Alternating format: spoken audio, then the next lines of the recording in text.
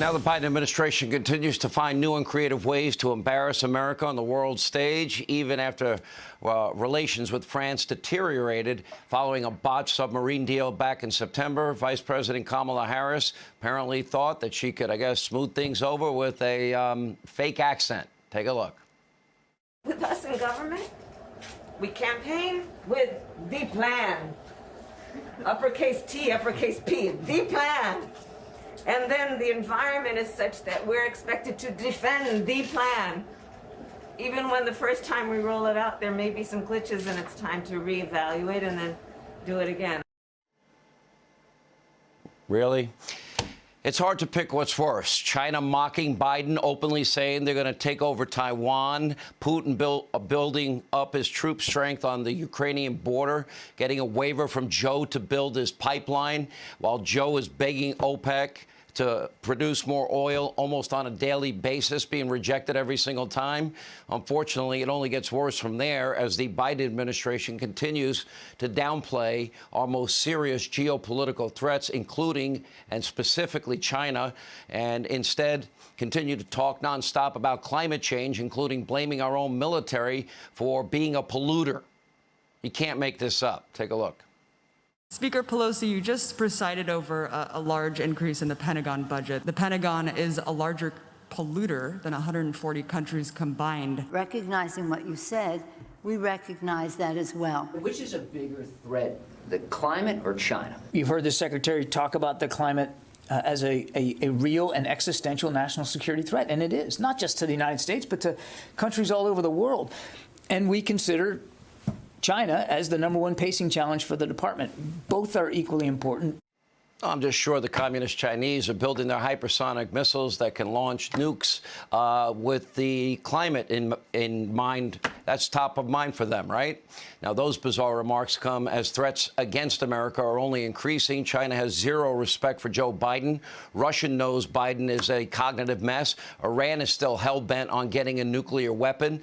Biden administration seems to be accepting of that. And there is a new terror safe haven. That would be the Islamic Emirates of Afghanistan. And, of course, Biden continues to leave the border wide open. Here with reaction, Fox News contributor, former Secretary of State Mike Pompeo. So we're talking about climate change as it relates to our military weaponry, and the communist Chinese are mocking Joe Biden, threatening to take over Taiwan, flying over their airspace with fighter jets and firing off hypersonic missiles. Tell me what's wrong with that, Mr. Secretary.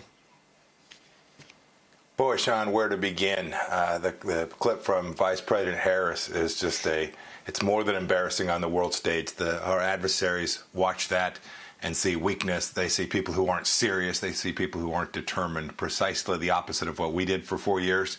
It feels a lot more like the Carter administration in terms of how they view America as a danger to the world and apologize everywhere they go.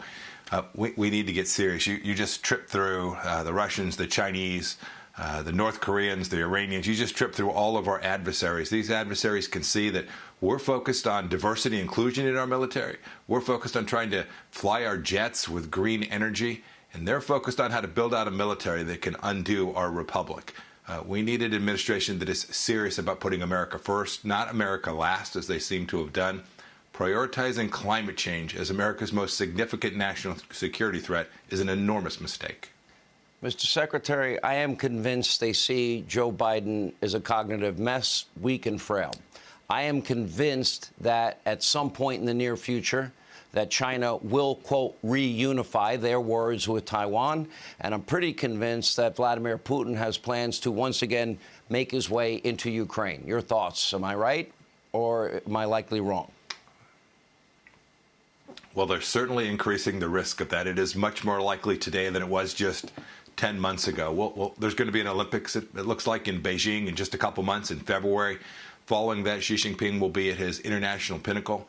There's no reason to think that the stated mission that he has to put Taiwan back under Chinese tyranny isn't something that he'll perceive our administration as being unserious, perceive President Biden as being incompetent.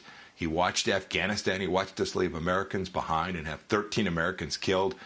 I think that the Chinese see America today as a nation in decline without serious leaders with the capability to deter.